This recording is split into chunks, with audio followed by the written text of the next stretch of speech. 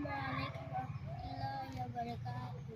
জন্ম আমার নবীর যুগে হলে কেমন হতো, জন্ম আমার নবীর যুগে হলে কেমন হতো।